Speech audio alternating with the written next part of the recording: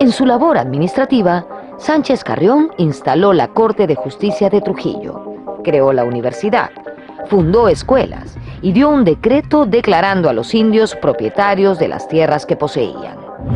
Igualmente, desarrolló una intensa labor de propaganda, publicando volantes y periódicos en una imprenta ambulante.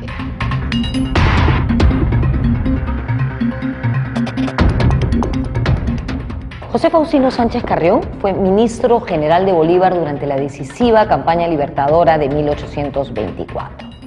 Él fue una especie de director logístico de la misma, porque se encargó del reclutamiento de tropas y de la provisión de armas, de alimentos, en fin, todo lo que era necesario para que la gente pudiera ir a pelear. Uno siempre recuerda de las guerras a los comandantes, a los oficiales, a los soldados que participaron en las batallas, pero a veces olvidamos que hay muchísima gente que está detrás permitiendo que eso suceda. Y en este caso, Faustino Sánchez Carrión fue uno de ellos. El 28 de octubre de 1824, Bolívar reorganizó su gobierno. Sánchez Carrión fue designado ministro de Gobierno y de Relaciones Exteriores. Unanue y el colombiano Tomás de Heres, ministros de Hacienda y Guerra, respectivamente.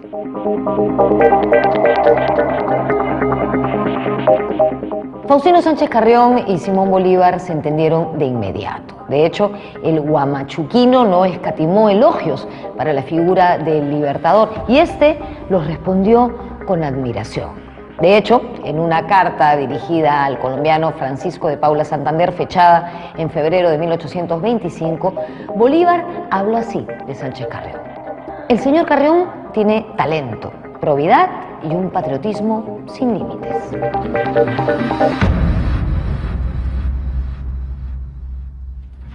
Siempre va a tener palabras muy elogiosas, ¿no? O sea, lo considero un hombre muy inteligente, un hombre muy consecuente, con las ideas muy claras, ¿no? Y uno de los hombres, digamos, más preparados en el Perú. Las batallas de Junín y Ayacucho pusieron fin al dominio realista. Diciembre de 1824 fue un mes de celebraciones en todo el continente. Se había cumplido el objetivo de liberar al país y a Sudamérica. Ahora, el trabajo era más complicado: organizar el Estado. Sánchez Carrión respaldó las ideas federativas que planteaba Simón Bolívar para América Hispana.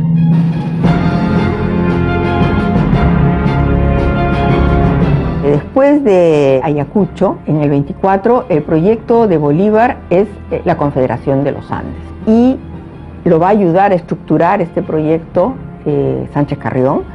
La idea de esta macroconfederación es que vaya desde Cumaná, en Venezuela, hasta Chuquisaca, en Bolivia, ¿no? O sea, articulando todos los países liberados por Bolívar. Y el segundo gran proyecto que tiene es el de la Conferencia de Panamá, ¿no? Una asamblea, una conferencia, un congreso anfictiónico en Panamá, que es para el 26. Entonces está él organizando este congreso con Sánchez Carrión. La lista de los invitados que van a ir se convoca sobre todo a los países hispanoamericanos que han sido colonia de España.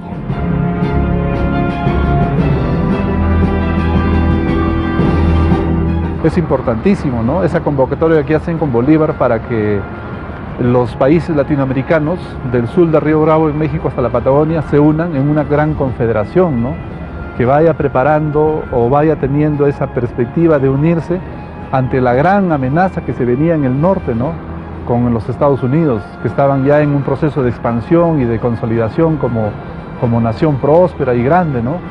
Esa propuesta de integración latinoamericana, esa visión integracionista de adelantarse durante muchas décadas a ese clamor que tenemos ahora de que los pueblos se integren, que las fronteras desaparezcan.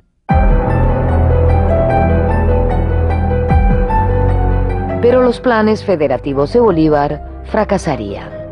La independencia no trajo tranquilidad, ni mucho menos el fin de las pugnas políticas en nuestro país.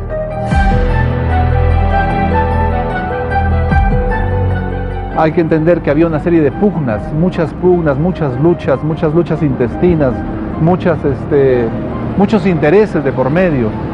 Del mismo hecho que Sánchez Carrión planteara tesis republicana, tesis de centralista, eso ya estaba atentando en enorme medida contra una oligarquía dominante que desde Lima quería siempre seguir siendo pues la que dirigiera los destinos del país.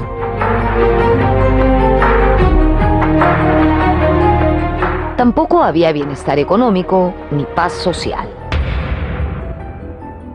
En enero de 1825, Bernardo de Monteagudo, quien fuera ministro de San Martín, fue asesinado en las calles de Lima.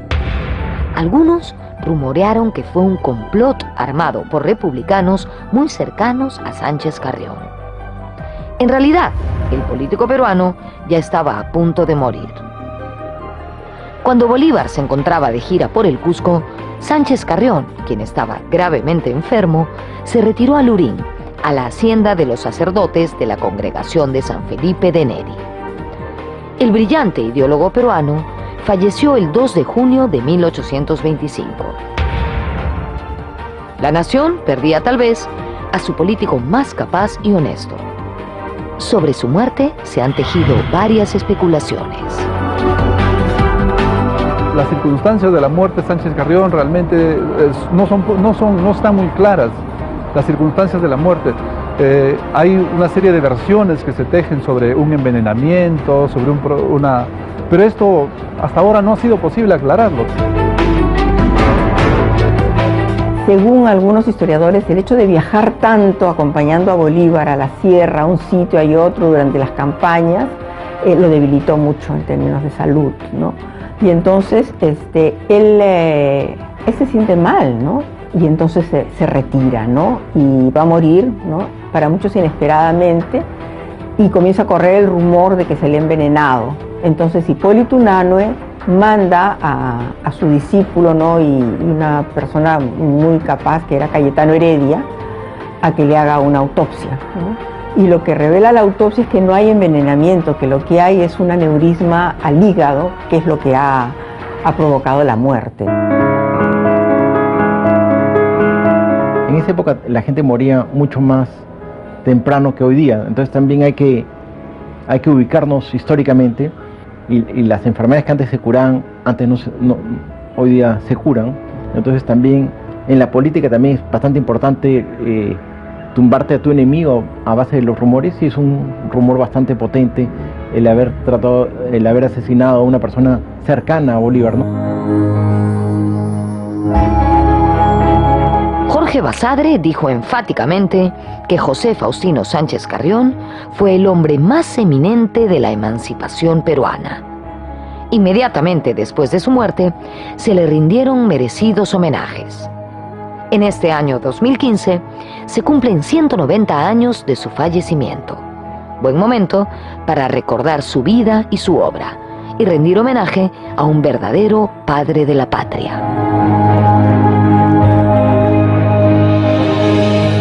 Es uno de los grandes ideólogos de la independencia, ¿no? Digamos, es uno de los que pensó el futuro del Perú a partir de la independencia, digamos, de cómo se tenía que construir el sistema político, ¿no? Y estuvo a favor de la república, de la libertad, y creo que tuvo una reflexión bastante fina sobre el legado del Imperio Español, en términos muy negativos, en términos de creación de una cultura servil, basada en un sistema despótico, y que de algún modo es a través del aprendizaje republicano en el cual la gente aprende a vivir en libertad.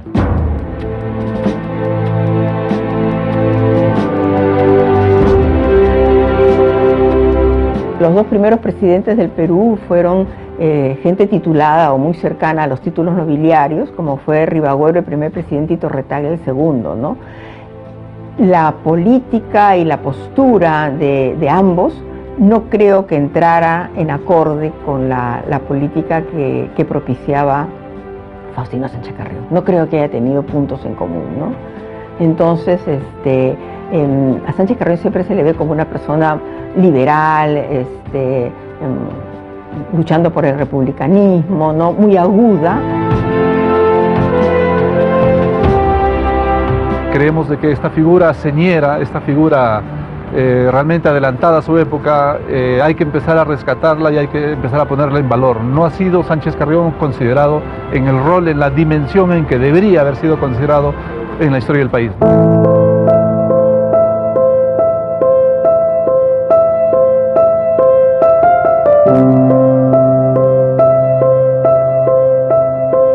José Faustino Sánchez Carrión fue una figura representativa de la independencia de nuestro país. Fue además conocedor y crítico de los defectos nacionales y por ello postuló un programa político que podría ser una aspiración hasta nuestros días. Él decía que los peruanos debemos amar y respetar a nuestras instituciones y a nuestras leyes y ser austeros y moderados. Solo así seremos libres y desaparecerá el crimen y los vicios que corrompen la moral. Interesantes palabras, ¿no? Y muy oportunas, me parece, para los días en que vivimos. Nos vemos en la próxima.